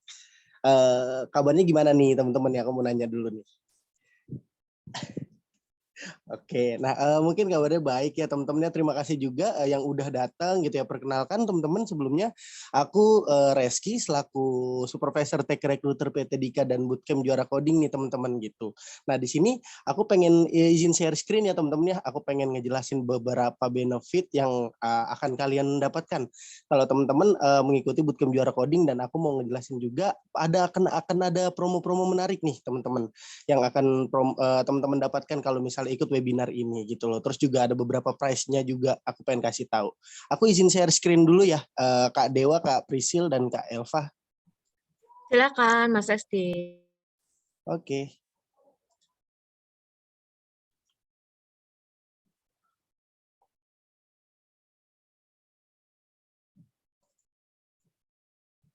Oke. Oke, di sini sudah jelas ya teman-teman ya semuanya ya. Gambarnya ya. Gitu. Nah, gini teman-teman, ini kan kita kan untuk bootcamp ya, bootcamp software quality assurance gitu ya, dan RPA developer juga ya teman-teman. Jadi nanti teman-teman akan mempelajari semuanya kayak gitu loh. Nah di sini aku pengen ngejelasin untuk kelas dan hari dan jamnya ya teman-teman ya. Kelasnya ini kita untuk bootcamp software quality assurance, ini kita itu periodenya berjalannya selama 2 bulan. Terus juga untuk hari dan jamnya itu dari Senin sampai dengan hari Jumat. Ini kita kelas malam ya teman-teman ya, kayak webinar kayak gini dari jam 7 malam sampai dengan jam 9 malam atau jam 21.30. Kayak gitu ya teman-teman. Nah jadi nanti teman-teman belajarnya full daring ya teman-teman ya selama 2 bulan itu gitu. Jadi full ya dari Senin sampai dengan Jumat. Terus juga nanti teman-teman akan ada yang namanya sistem, namanya LMS. Jadi teman-teman bisa ngelihat materi-materi di setiap harinya itu di LMS tersebut gitu loh. Jadi nggak akan ada ketinggalan materinya kayak gitu. Nah, kira-kira nih Kak, kalau misalnya kita ikut bootcamp Juara Coding, benefit apa aja sih yang kita dapatkan kalau misalnya kita ikut bootcamp Juara Coding?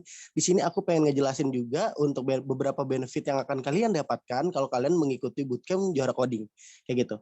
Nah, di sini yang pertama, kalian akan mendapatkan kesempatan interview di perusahaan bagi semua peserta dan disalurkan kerja bagi yang berprestasi ya teman-teman kayak gitu. Jadi gini, bedanya yang berprestasi sama tidak berprestasi itu apa sih Kak? Jadi kalian itu nanti semuanya akan mendapatkan kesempatan interview nih dengan perusahaan. Cuma yang bedanya yang berprestasi dan yang tidak berprestasi itu, kalau yang berprestasi itu akan mendapatkan kesempatan interview dulu gitu, duluan lah sebelum mereka lulus dari bootcamp itu mereka udah dapat kesempatan interview dulu kayak gitu loh, dibandingkan orang-orang yang tidak berprestasi kayak gitu. Tapi semuanya juga akan bisa mendapatkan kesempatan interview ya di beberapa perusahaan yang bekerja sama dengan PT Dika ataupun dengan bootcamp Juara Coding kayak gitu ya teman-teman ya. Dan di mana teman-teman juga akan bisa disalurkan bekerja asalkan teman-teman tetap semuanya mengikuti dalam proses rekrutmen ya. Kayak misalnya nanti akan ada tes ataupun ada interview dengan user, kalian tuh semuanya mengikuti semua kayak gitu ya gitu. Nah, terus juga nanti teman-teman akan mendapatkan sertifikat kelulusan nih teman-teman kalau teman-teman sudah lulus dari bootcamp gitu ya.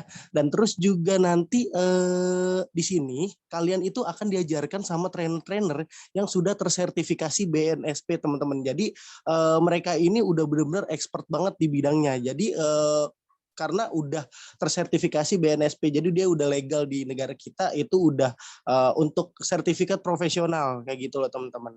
Nah, terus juga nanti di mana di pelatihan ini itu teman-teman akan diajarkan soft skill dan hard skill untuk mempersiapkan diri teman-teman untuk di dunia kerja. Jadi teman-teman bisa diserap nantinya di beberapa perusahaan kayak gitu loh.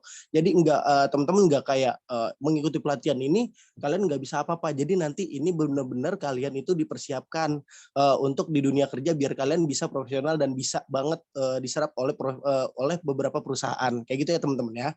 Nah, di mana benefit lainnya itu nanti setelah ada pelatihan, nanti juga kan tadi udah disinggung juga sama Kak Dewa, itu perihal praktek kerja. Jadi teman-teman itu nanti ada 6 minggu materi, ada 2 minggu itu teman-teman dikasih tugas akhir gitu loh.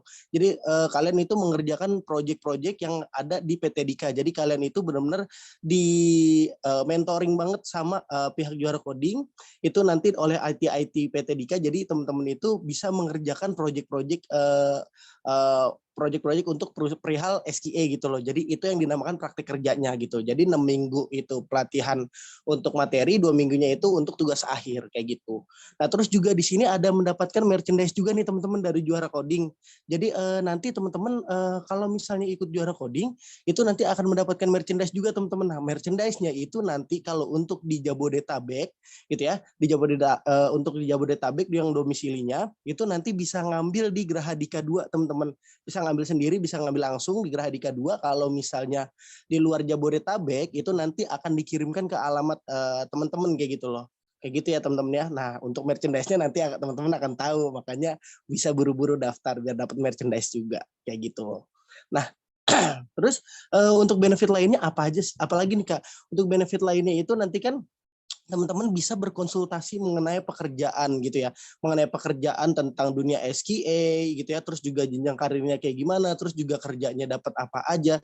Itu nanti teman-teman akan dibuatkan grup untuk alumni Juara Coding. Jadi teman-teman bisa masuk ke grup itu, bisa saling sharing juga mengenai pekerjaan-pekerjaan ataupun nanti di sana bisa sharing juga mengenai pekerjaan sama trainernya waktu itu gitu loh. Karena di situ masih ada trainer-trainernya.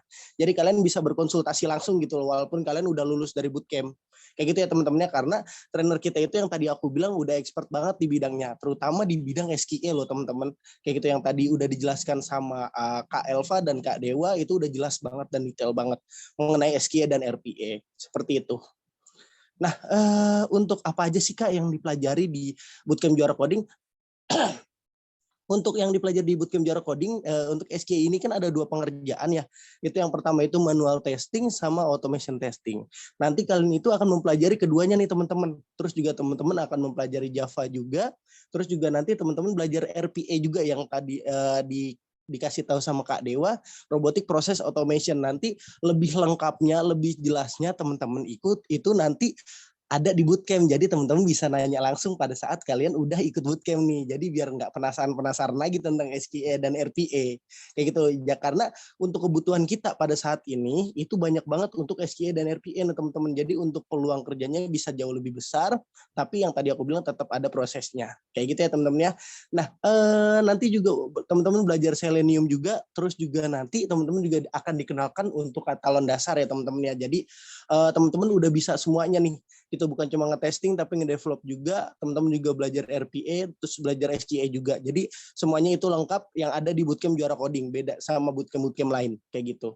Nah, terus juga ada praktik kerja nanti yang tadi aku bilang teman-teman akan ada tugas akhir atau project ya. Project yang teman-teman kerjakan selama 2 minggu terakhir itu. Gitu loh. Jadi nanti akan dibimbing sama mentor-mentor ataupun orang IT dari PT Dika untuk praktik kerja ini. Kayak gitu ya teman-teman ya. Jadi teman-teman bisa tahu project tentang SQE apa aja sih. Kayak gitu.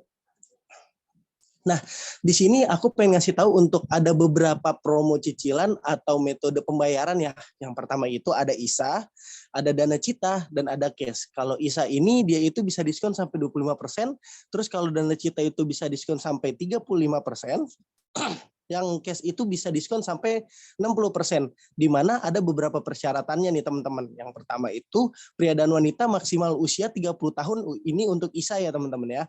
Nah, untuk pendidikan minimal D3 untuk program ISA. Kalau untuk program ISA ini kita itu program beasiswa namanya. Jadi ada banyak kualifikasi yang harus bisa dipakai gitu teman-teman. Jadi kalian itu nggak boleh di luar dari kualifikasi itu gitu. Oh, ini kalau ISA ya. Nanti aku jelaskan untuk ISA. Nah, kalau misalnya untuk di bawah SMK, di bawah D3 lulusan SMK atau SMA itu kita bisa nggak Kak untuk ikut Bootcamp Juara Coding? Tetap bisa ya teman-temannya, cuma nanti teman-teman nggak bisa untuk program ISA kayak gitu ya. Nah, terus juga teman-teman bersedia mengikuti training online hari Senin sampai dengan hari Jumat dari jam 7 malam sampai dengan jam 9 malam atau 21.30 ya teman-teman gitu. Terus juga teman-teman juga harus memiliki laptop dan mempunyai jaringan internet yang stabil, karena kalau jaringan internet yang stabil nanti teman-teman materinya ketinggalan dan tadi kepotong-potong kayak gitu. Jadi jangan sampai kepotong-potong ya teman-teman ya gitu. Dipastikan jaringan internetnya bagus gitu ya. Terus juga untuk yang ISA ini ada membayar biaya pendaftaran nih teman-teman. Nah, nanti aku kasih tahu di mana ada beberapa prosedur gitu atau ada beberapa proses yang teman-teman harus lakukan kalau ingin mengikuti Bootcamp Juara Coding gitu ya. Nah, untuk program ISA ini teman-teman harus lulus untuk tes online, terus nanti akan ada input data diri, terus juga ada psikotes, dan nanti juga ada verifikasi nih dari pihak Juara Coding. Kayak gitu ya teman-teman. Nah, ini untuk ISA. Kayak gitu ya untuk persyaratannya. Nah, di mana kira-kira kalau ISA itu apa sih Kak? Gitu ya. Nah, di sini aku pengen jelasin kalau ISA ini kita tuh adalah ISA itu Income Sharing Agreement, di mana program ISA ini adalah program beasiswa yang dikeluarkan oleh Bootcamp Juara Coding untuk membantu teman-teman bisa mengikuti Bootcamp Juara Coding gitu ya. Ini adalah program beasiswa dari kita gitu ya. Jadi kira-kira program beasiswanya itu ISA-nya itu apa sih Kak maksudnya? Jadi ISA ini adalah jadi kalian itu bisa mengikuti bootcamp-nya dulu gitu ya, tapi teman-teman bayarnya nanti pada saat sudah disalurkan bekerja. Itu ISA namanya teman-teman gitu ya. Jadi income sharing agreement gitu. Jadi teman-teman itu ikut bootcamp dulu. Selama ikut bootcamp teman-teman tidak dipungut biaya apa-apa, tapi yang tadi aku bilang ada biaya administrasinya ya teman-teman, ada biaya pendaftaran. Nah, terus selama teman-teman ikut bootcamp itu tidak dipungut biaya apa-apa, jadi teman-teman bayar biaya pelatihan itu pada saat sudah disalurkan bekerja. Kayak gitu loh teman-teman. Itu kalau misalnya ISA. Nah, di sini ada beberapa metode pembayaran gitu ya. Di sini ada payment-nya. Yang tadi aku bilang ada ISA, ada cash, dan ada Dana Cita. Nah, di sini ada ISA, Dana Cita, dan cash. Aku pengen ngejelasin untuk ISA dulu. Nah, dari ISA ini teman-teman harganya dari 13.500.000, teman-teman bisa dapat diskon 25%. Nah, di sini ada biaya administrasinya sebesar 500.000 nih teman-teman. Cuma bayar 500.000 aja. Terus juga total biayanya itu dapat diskon itu jadi 9.500.000 nih teman-teman. Nah, jadi 500.000-nya itu biaya administrasi, sisanya kan 9 juta. Nah, dari 9 juta itu bisa dicicil selama 18 bulan atau 1,5 tahun. Dengan per bulannya itu 500.000 nih teman-teman. Kayak gitu loh. Nah, itu dipotong secara otomatis dari gaji teman-teman gitu ya. Jadi teman-teman bisa dicicil nih selama 18 bulan. Nah, dari biaya admin ini teman-teman bayarkan sebelum teman-teman mengikuti bootcamp. Nah, pada saat mengikuti bootcamp selama 2 bulan itu teman-teman tidak dipungut biaya apa-apa. Jadi teman-teman bayarnya mencicilnya itu pada saat sudah disalurkan bekerja ya teman-teman.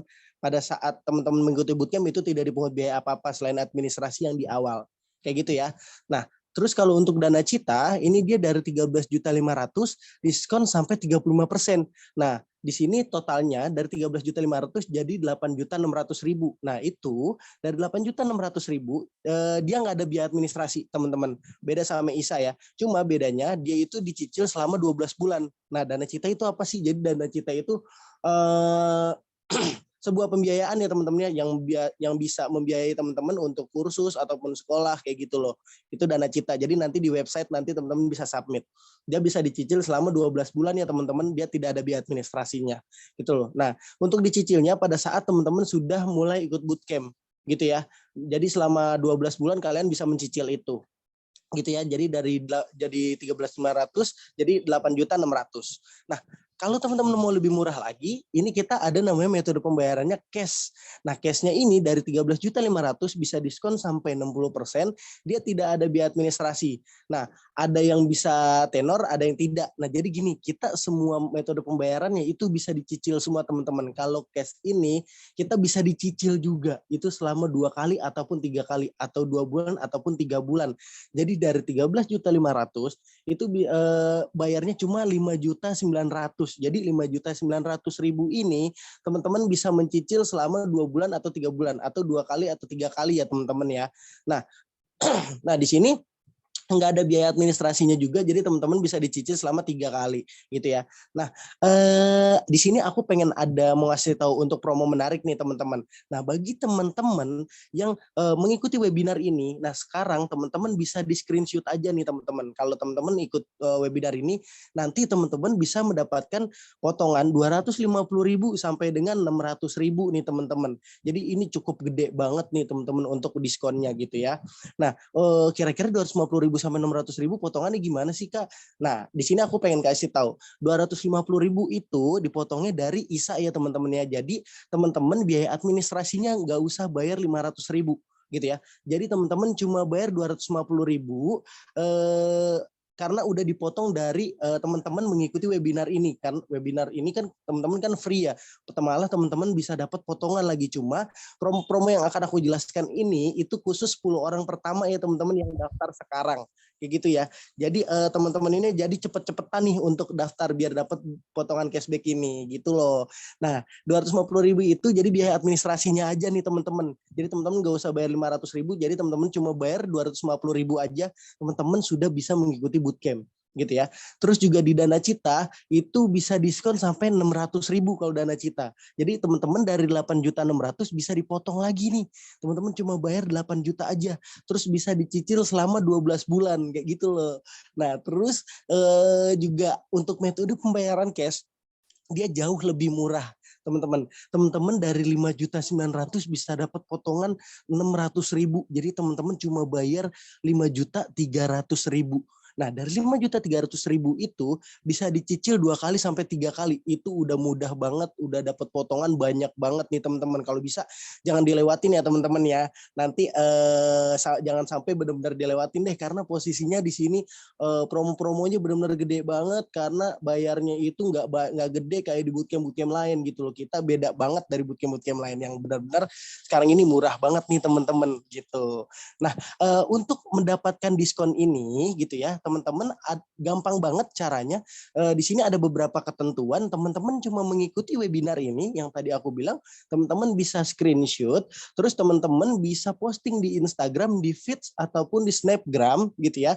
Di Snapgram juga nggak ada masalah, teman-teman posting di Snapgram, tapi sebelumnya teman-teman nge-follow dulu ya Instagram Juara Coding.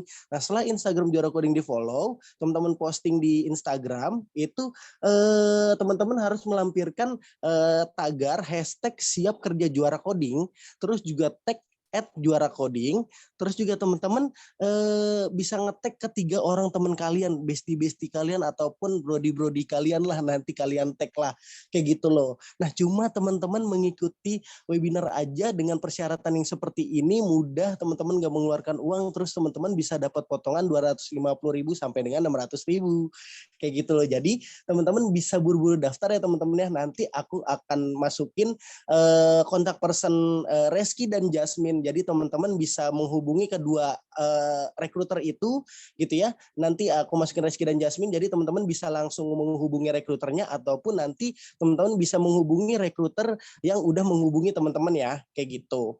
Gitu untuk mengklaim bonus ini, kayak gitu ya. Nah, di sini yang tadi aku bilang untuk kelasnya ini kita dimulainya itu sekitar tanggal 19 September ya teman-teman. Jadi dikit lagi nih. Jadi teman-teman harus buru-buru cepet-cepetan nih gitu loh, karena untuk 10 orang pertama gitu ya untuk dapetin cashback-nya gitu ya. Itu yang tadi aku bilang, cashnya itu bisa dicicil 2 kali sampai 3 kali pembayaran ya teman-teman. Kalau misalnya teman-teman ikut webinar ini bisa dapat potongan yang tadi aku bilang kayak gitu ya. Nah, di sini aku juga pengen ngasih tahu sedikit tentang testimoninya. Untuk lebih jelasnya dan lebih detailnya teman-teman bisa ngelihat langsung di sosial media Juara Coding gitu ya. Nah, untuk testimoninya di sini aku masukin sedikit kalau banyak kepanjangan waktunya gitu teman-teman. Nah, di sini juga ada Mas Fande, dia juga sudah lulusan Java Full Stack batch 11 gitu ya. Dia juga sudah bekerja di PT XL gitu sebagai QA. Terus juga ini siapa nih? Dia juga lulusan dari Java Full Stack batch 12. Ini salah satu dari lulusan dari kita juga. Itu dia udah di Axiata Digital sebagai software engineer gitu ya. Terus juga ada Mas Adrian, dia juga sudah bekerja itu dari Java Full Stack batch 9, PT Quenix Business in Solution sebagai Enterprise Over Engineer gitu ya. Terus Mbak Ellen Shiva Elba, ini ada salah satu kandidat aku juga, itu dia di SKE batch pertama, itu dia sudah bekerja di BRI sekarang sebagai SKE gitu ya teman-teman. Nah, terus juga ada Mas Hanif gitu. Nah, di sini ada beberapa sosial media yang teman-teman bisa lihat nantinya untuk mencari informasi di sosial media Juara Coding gitu ya. Kalau kalian kepo-kepo, kalian bisa kepoin Facebooknya Juara Coding di @juaracoding. Terus di websitenya Juara Coding juga seputar Juara Coding itu ada www.juaracoding.co.id gitu ya. Terus ada juga di Instagram Juara Coding @juaracoding ya teman-teman. Terus juga Juara Coding juga punya TikToknya juga nih teman-teman. Jadi teman-teman bisa ngeliat TikToknya Juara Coding juga nanti ya, daripada ngeliatin cewek-cewek joget gitu ya. Kalau untuk cowok-cowok mendingan ngeliatin programmer lah gitu buat menambah ilmu kalian gitu sih teman-teman. Kalau dari aku kayak gitu ya, nanti akan aku masukin ke kolom chat untuk teman-teman bisa menghubungi rekruternya. Kalau dari aku sekian, terima kasih banyak teman-teman atas waktunya. Terima kasih atas Kaicil. Mungkin bisa aku kembalikan lagi ke Kaicil. Harus buru-buru ya teman-teman ya untuk bisa daftarnya. Terima kasih teman-teman. Bye-bye. Have a nice day. Oke, thank you Kak Reski untuk informasinya. Nah, untuk teman-teman yang sudah tahu tadi, terus juga mungkin masih ada pertanyaan, boleh langsung di kolom chat. Atau kalau teman-teman nanti mau tanya langsung, bisa langsung menghubungi Kak Reski. Atau teman-teman bisa berkunjung ke website sosial medianya kami, di Instagram, YouTube, ataupun juga di TikToknya kami. Nah, sekarang kita akan sesi foto bersama. Dimohon kesediaan dari teman-teman untuk kita bisa open kamera dan minta tolong Kak Andra untuk kita bisa foto bersama ya Kak Andra. Oke, terima kasih Kak Icil, Kak Dewa. Yuk, teman-teman kita bantu open cam dulu. Tak kenal maka tak sayang. Mungkin teman-teman yang sudah pernah ikut bootcamp boleh open cam juga biar saling mengenal. Oke, yuk. Boleh dibantu open cam-nya yuk. Mungkin juga di sini ada beberapa teman-teman alumni juga yang masuk, ya kan? Oke. Yuk, mana lagi yang belum open cam? Oke. Yuk kita ikutin gayanya Kak Elva aja yuk. Oh enggak Kak Elva. Gayanya seperti apa Kak Elva? Kak Elva, ini deh boleh. Oke guys, kayak gini ya. Oke, teman-teman, kita hitungan 1 sampai 3. Yuk. 1, 2, 3, Tahan dulu, satu lagi. Aku belum kirimkan. Sebentar ya. Satu lagi. Slide. Satu lagi, soalnya ada 2 slide. Oke, teman-teman. 3, 2, 1. Cheese. Thank you, guys. Oke. Terima kasih, Kak Icil. Monggo, boleh. Oke, terima kasih sekali lagi kepada teman-teman yang sudah boleh hadir pada malam hari ini. Terima kasih juga untuk para pembicara, Kak Elva dan juga Kak Dewa Brata yang sudah boleh menyampaikan materinya pada malam hari ini. Dan terima kasih juga untuk Kak Reski yang sudah boleh sharing tentang juara coding kepada teman-teman. Dan untuk teman-teman, jangan lupa untuk follow Instagram, TikTok, dan juga YouTube. Jangan lupa di like dan subscribe. Sebarkan informasi mengenai juara coding ini kepada teman-teman yang lainnya. Terima kasih kepada teman-teman semuanya. Selamat malam, salam sehat untuk kita semua. Terima kasih Kak Icil. Terima kasih Kak teman-teman. Elva. Lagi. Ya, Pak Dewa. Terima kasih. Mohon diisi link feedback-nya. Jangan lupa untuk isi link feedback ya. Halo, nama saya Aldi, saya dari batch 1, dan sekarang saya bekerja di PT Dika sebagai supervisor programmer. Oke, jadi saya tahu bootcamp juara coding ini kebetulan dari dosen dulu ngirim flyer di grup angkatan kampus. Nah, dari situ saya tertarik untuk daftar di bootcamp juara coding. Karena pertama di Juara Coding sendiri itu ada program penyaluran kerja. Jadi setelah kita belajar di sana selama 2-3 bulan itu nanti akan disalurkan oleh bootcamp Juara Coding. Yang kedua sendiri itu dari trainernya profesional. Materi-materi yang diajarkan itu sampai ke kita semua. Kalau misalkan nanti ada kendala, biasanya saya coba tanya ke trainer dan trainer sendiri akan bantu masalah kita. Yang terakhir sih dari sisi materinya itu dibutuhkan oleh industri saat ini. Oke, bagi kalian yang baru lulus atau bagi kalian yang ingin belajar pemrograman tapi nggak tahu belajarnya di mana, kalian bisa gabung di Bootcamp Juara Coding. Gua tunggu lu di sana.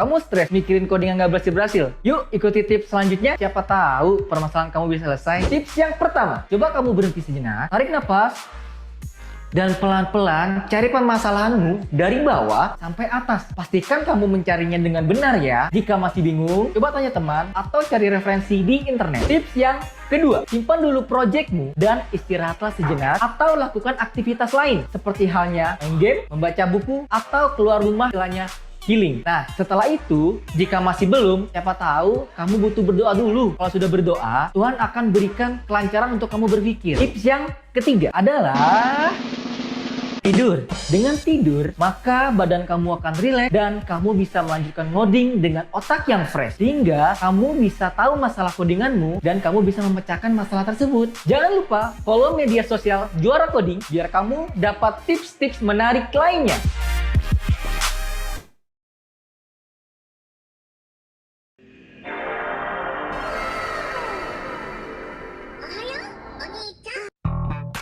Perihal apa yang dilaksanakan?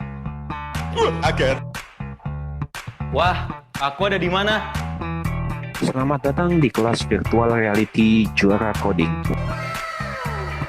Tolong bangkunya disimpan saja ya, jangan dilempar.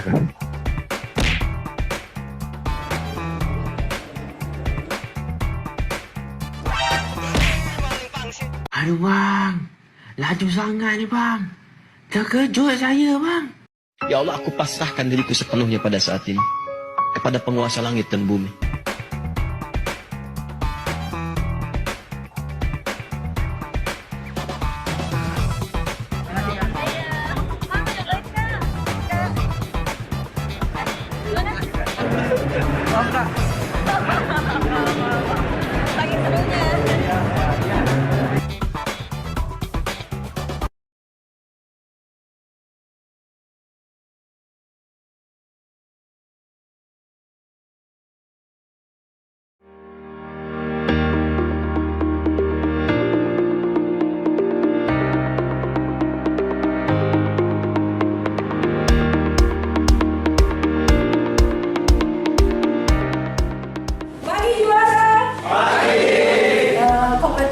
Selamat, saya happy bangga banget dengan teman-teman semua generasi muda kita.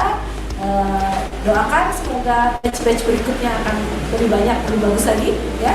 dan kalian cepat-cepat jadi dapat kesempatan. Itu aja. Terima kasih. Pagi juara. Diharapkan setelah graduation bukannya kalian santai-santaian ya, boleh santai tetapi semangat itu tetap harus ada, tetap harus berkembang. Karena ini kalian masih muda, masih banyak kesempatan-kesempatan yang akan muncul dan kalian harus siap untuk mendapatkannya.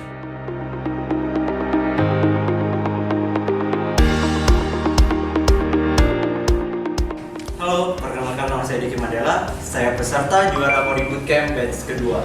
Kesan saya selama di Juara Coding, tempat ini sangat nyaman, juga strategis. Juga di sini kita dilengkapi beberapa macam fasilitas, mulai dari transportasi, snack, kopi, dan lain sebagainya. Di sini kita juga disediain berbagai macam tempat hiburan, antara lain seperti PS4.